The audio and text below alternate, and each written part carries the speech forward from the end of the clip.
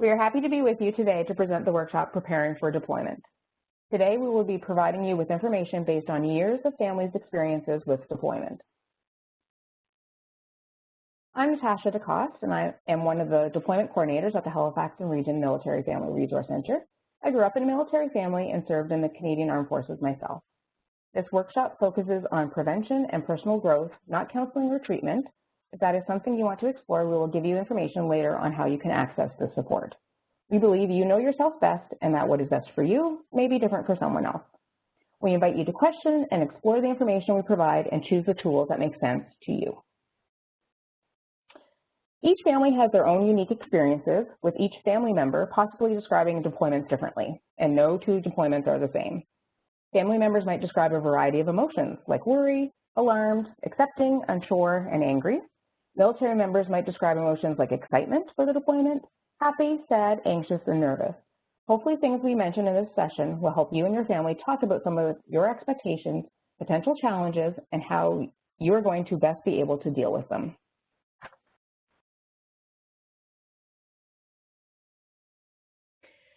On your screen right now, you can see a visual of the cycle of deployment. Although each person has their own experience of deployments, families do report some similar experiences as well.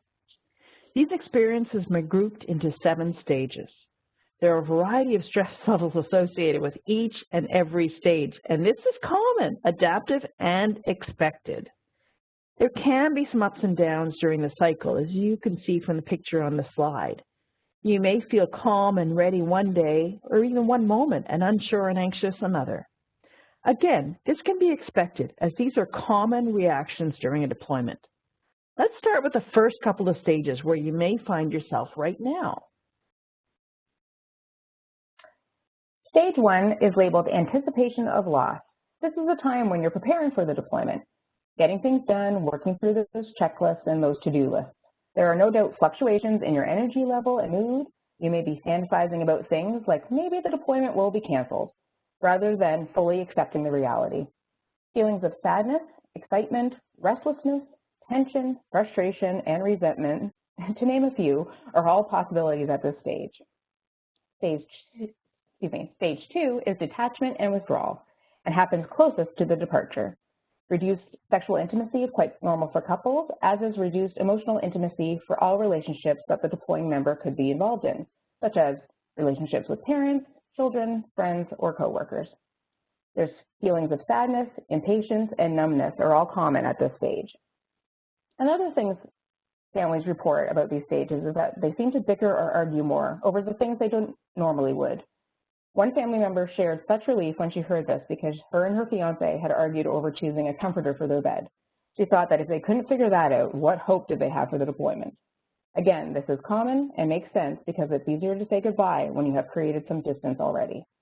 Keep the lines of communication open, as these stages can add tension to relationships. Feelings are not right or wrong, they just are. Preparing for deployment can feel a lot like the Amazing Race version of checklists and to-do lists. We've created a pre-deployment checklist for you. Some of the items to consider are to start doing the things that normally would be under your loved one's responsibility with them before the departure so you can get used to it. This could include mowing the lawn, using the snowblower, or paying bills. Get any needed repairs on the home or car completed. Check to see when things will expire, such as vehicle registration, insurance, or license plate renewals. The Nova Scotia website has current information on how to renew these things. Look at your personal and financial information, such as bank account numbers, passwords, credit cards, lines of credit, payment plans, wills, and power of attorneys to make sure everything is up to date. If you're planning to travel, look at your travel documents and passports. If you're going to be traveling with children, it's a good idea to have a note from the deployed parent stating that you are also the parent and can travel with them. The Government of Canada and airline websites have info for traveling with children. Up-to-date medical information, such as provincial health cards, copies of health plan, claim forms, and information on healthcare plans are good to have around. Think of others who can give you a hand if needed. Again, perhaps with snow removal, lawn mowing, or home repair. Parents of members can ask how to best support the member's spouse, children, pets, and/or home. Consider developing an emergency plan. This is a concrete written plan for an unexpected family crisis or emergency. Share this plan with your children if they are old enough to understand and your support system. Think about things like who can you count on, what is their contact information, and who can your children call if they have a problem and you aren't there. If you're new to the area or want to expand your resources, join MFRC groups, some community groups, or even a gym. We'll talk about some resources later. Talk to your children about the upcoming deployment. How are they feeling? Do they have any questions? These are a few general examples. Think about your family and add anything specific for you. Our deployment checklist is available on our website. Our website is located on the screen. You search under deployment and then under deployment resources. Stage 3 is labeled emotional disorganization as we look back at the deployment cycle and is characterized by magical thinking, such as maybe the deployment will be canceled. There may be sleep and appetite disturbances, as well as feelings of relief that the deployment has started and the anticipation is over. It's called emotional disorganization for a reason. You may feel guilt, anger, loneliness, irritability, confusion, happiness, relief. Basically, families report being all over the place when it comes to their feelings until they find themselves in stage 4, which is recovery and stabilization. This stage is often associated with feelings of increased confidence, independence, and pride. Like the other stages, it is also common to experience more difficult emotions like isolation or anxiety. These stages may be a little bit more challenging during this time because of the unknowns, such as when will they be leaving? What will the departure day look like? Will there be HLTA? We are going to now briefly look at the other stages of the deployment cycle. The final 3 stages that we discuss in more detail in our reunion workshops, but for now we're going to give you their stage names. Stage 5 is the anticipation of homecoming. Stage 6 is when you reconnect with your loved ones and the renegotiations of relationships occurs. And stage 7 is reintegration and stabilization. The cycle of deployment can also be considered when looking at families with children, as each family member has their own unique experiences, and appreciate that there are different family forms. What we want to emphasize is that children, no matter the age, will have their own experiences during the deployment. The parenting cycle of deployment shows reactions that may occur with the child, the deploying parent, and the at-home parent. During the pre-deployment phase, children may not understand why one of their parents is leaving and may act out if they're stressed or sense stress in the home. The deploying parent is busy preparing to deploy and trying to balance time with family. The at-home parent is trying to figure out how to balance everything. Keeping communication open and age-appropriate with children, letting them know what is going on, and normalizing their feelings goes a long way to helping them manage the deployment. We offer a Supporting Children Through Deployment workshop at different times during the year. Check out our website for upcoming dates.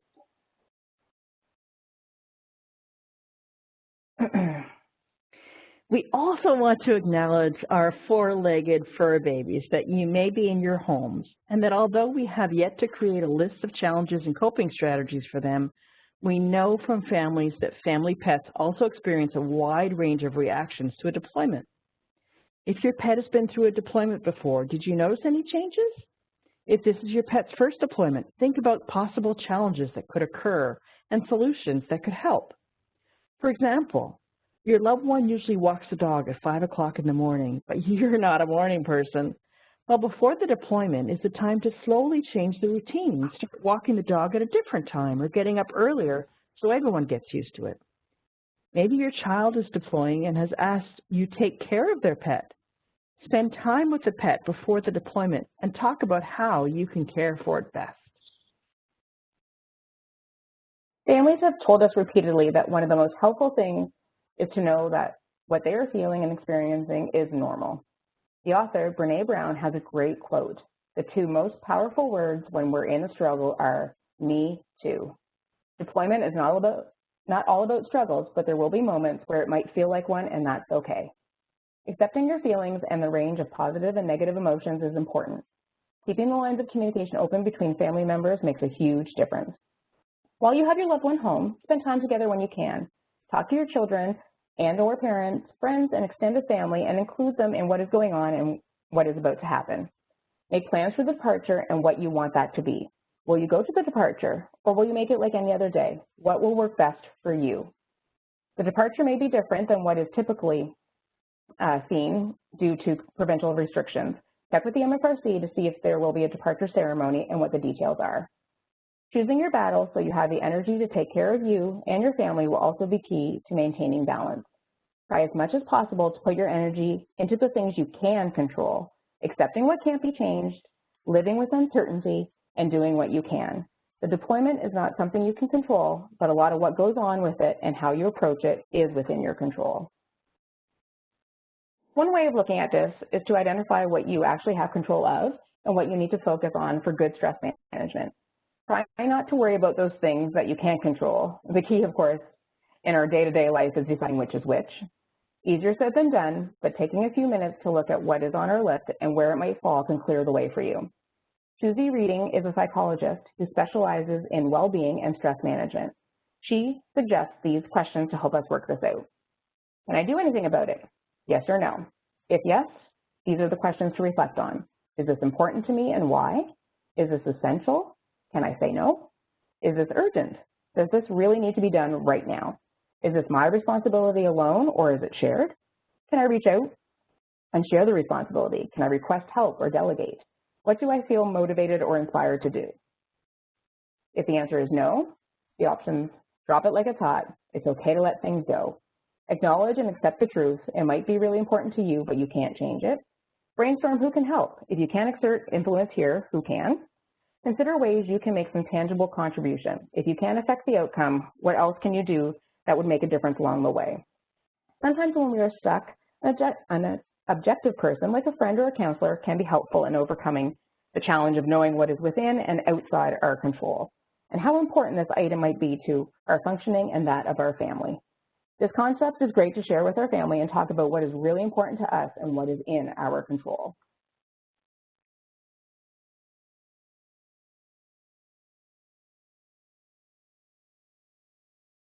Trying to maintain a healthy lifestyle amongst all the other competing demands is also a strategy to embrace. We know this one can be super tough, but thinking ahead and coming up with a plan for this can make health a priority. Everyone functions better with healthier food, some exercises, and a little bit of sleep. Nurturing a support system and letting them know ahead of time that they are part of your team can be helpful. It really does take a village. Self-care is a big one, and we don't mean necessarily going to the spa. We mean what do you need to keep going? Yes, a healthy lifestyle. But when can you get a breather? Who can you talk to? What can you do to have some fun and bring laughter into your life? Think about what you need to take care of yourself. What are your priorities during this deployment? It can be helpful to think about them beforehand, and it can then help make decisions about balancing all the demands and establishing boundaries and limits. Maybe your priority is to continue to have a sit-down family meal at least 3 times a week, or meeting up with friends at least twice a month. What do you need to make this happen? Finding time for rest and fun can be a challenge, without a doubt, but planning it can sometimes make it happen. Put it in your calendar. Humor during this journey will be helpful. Think about what you like to do for fun and how can you continue doing that during a deployment. And remember, you're always asked to put your own mask on before you can help somebody else's. So you have to look after yourself before you can look after the rest of the family. Self-care is important. We have talked about feelings and the range of them you could have, and accepting and sharing these feelings can be helpful. Listening to other members of the family and what they are experiencing gives everyone the chance to gain perspective and understanding. You can be creative in how you might do this. Talk as a family to share what is going on, how everyone is feeling, and how you can work through things together. Some feelings are temporary, and it's just as important to acknowledge them. Others might be part of creating a plan and problem solving. For instance, perhaps you know that a birthday or special holiday is going to happen over the deployment. What can you do to celebrate in a different way? Maybe a child is feeling sad because the deployed parent is the one who does bedtime story. Talk about how the parent can record the story for the child to hear every night. For older children, maybe they can read the same book together during the deployment. Some people share feelings and work through them by writing them down, such as through sharing letters or texts. Older children and parents can pass a journal back and forth where they communicate with one another.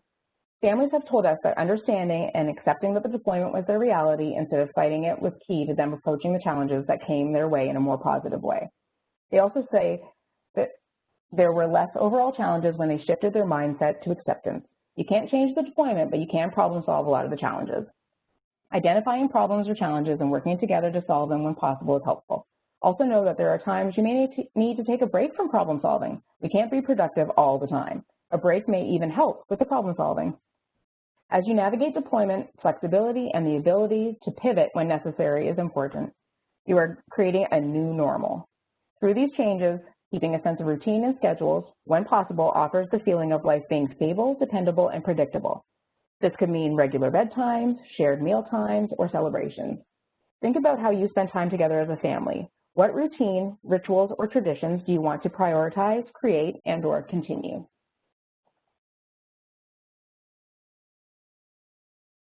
We may not realize just how reliant we are on our current forms of communication until a deployment. We are thankful and fortunate to be able to communicate fairly regularly during deployments now compared to years ago. However, there are still challenges to think about like time zones, different schedules, and communication blackouts. Communication blackouts can happen for a variety of reasons and can throw a wrench into the communication plan when you are used to having steady, regular, and reliable contact with your family member. Blackouts might be scheduled or may be unexpected. If you become concerned or aren't sure if a blackout is going on, you can contact the MFRC deployment staff or the duty padre if there is something more urgent. Often, if you're experiencing a ship deployment, the MFRC will hear from the ship's command team if there is going to be a scheduled blackout so we can let families know beforehand. Like other parts of the deployment, managing expectations is key. Before your family member leaves, talk about each other's expectations. Talk about what would happen if you have big news to share, whether that's good news or bad news. In case of emergencies, the duty padres can also help contact the ship. We'll look at a communication plan, ways to communicate, and what to avoid in the next slide.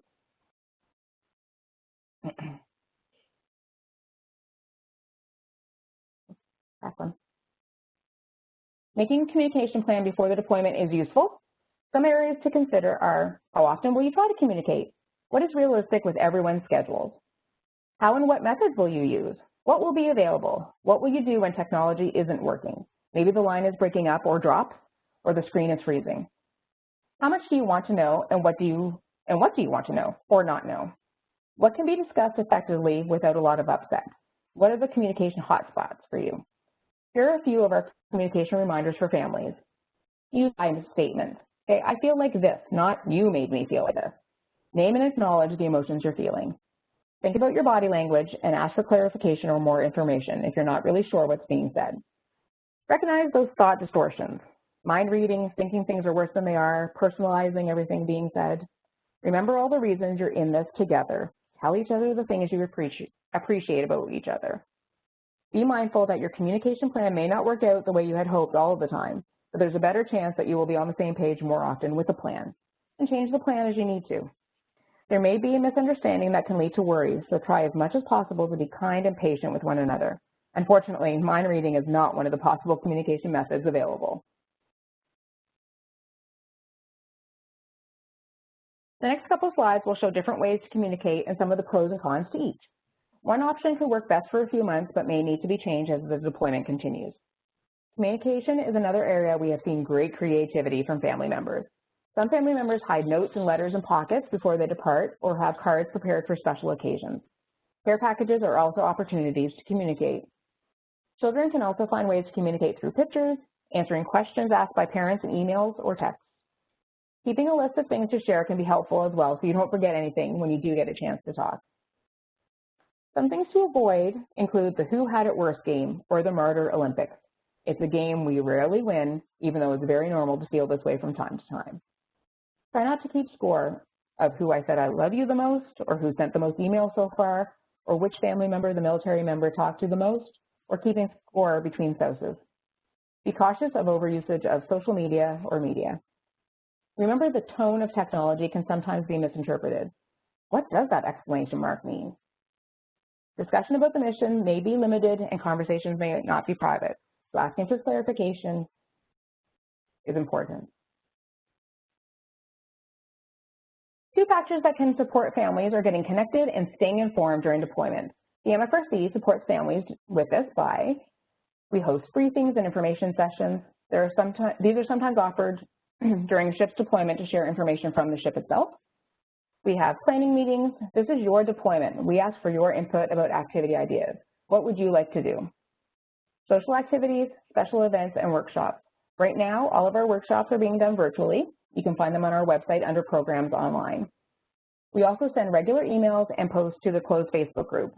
There are closed Facebook groups specific to each deployment over 4 months long. You join by sending us a friend request. You'll be asked the name of your loved one on deployment, and we'll confirm that you're listed on the family contact form. Then we'll accept your request. The MFRC will email and post information about programs and strategies to help you through the deployment. Be wary of media reports and rumors. Check with your loved one or the MFRC to get clarification. Missions can change, and this information can get confusing and incorrect if coming from unofficial sources. If your loved one is deployed on a ship, the ship will send the MFRC an official message for us to send to families. Here are some of the resources available to military families. Again, if you'd like this information, just contact us on our email address and we'll gladly send it out to you. In the land of technology, there are a few options for accessing information. So we've mentioned the MFRC, the Military Family Resource Center, if the acronyms are unfamiliar to you. Our programs and services are here to support you, all of the family. Mental health and well-being team counselors are also available, and emergency and respite care are other examples of supports available. We help ship out morale mail care packages, can be dropped off at the MFRC sites to be mailed to deployed members for free. There's a deployment app created by the Esquimalt MFRC that has a countdown feature and many deployment tips. Check it out. R2MR, Road to Mental Readiness, contains the entire package of resilience and mental health training that is throughout the Canadian Armed Forces member's career, including the deployment cycle. The Road to Mental Readiness program has an entire component designed for family members to provide you guidance and skills to ease the stress of the deployment experience, to give you services for you and your family. The CF Member Assistance Plan gives you access to free confidential counseling services in our area. The Family Information Line can answer many questions and provide support to all of our families. And Strongest Family Institute is a free phone consult program that supports families from 3 to 17 and adults dealing with anxiety, discipline, and bedwetting issues. It's all free from the comfort of your home phone. When problems or challenges are few, we can rely on ourselves to solve them. When challenges are demanding and many, we need more resources to cope effectively.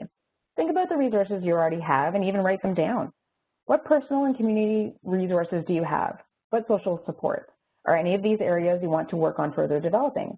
Examples might include family and friends and neighbors, ministers or spiritual advisors, a coach, a mentor, a teacher, a church group or community group, perhaps a fitness group, some clubs or schools. These networks can be lifelines in difficult times. Kim Mills is a Canadian military spouse who blogs about military life under the title She is Fierce. She has this great quote, "Friends, the definition of resiliency is not who can endure the worst while using the least help in order to ensure bragging rights later. In fact, it's the very opposite. To teach resiliency, we need to stop glorifying how far we can push ourselves alone until we break, and instead encourage those who reach out early before they burn out. Strength is found in asking for help, not taking it all on alone." The pre-deployment phase can be filled with excitement and apprehension, but what we know is that military families can be very resilient and deployment can provide many opportunities for growth for everyone. We wish you all the best on this journey and look forward to working with you. We look forward to having you contact us. Thank you.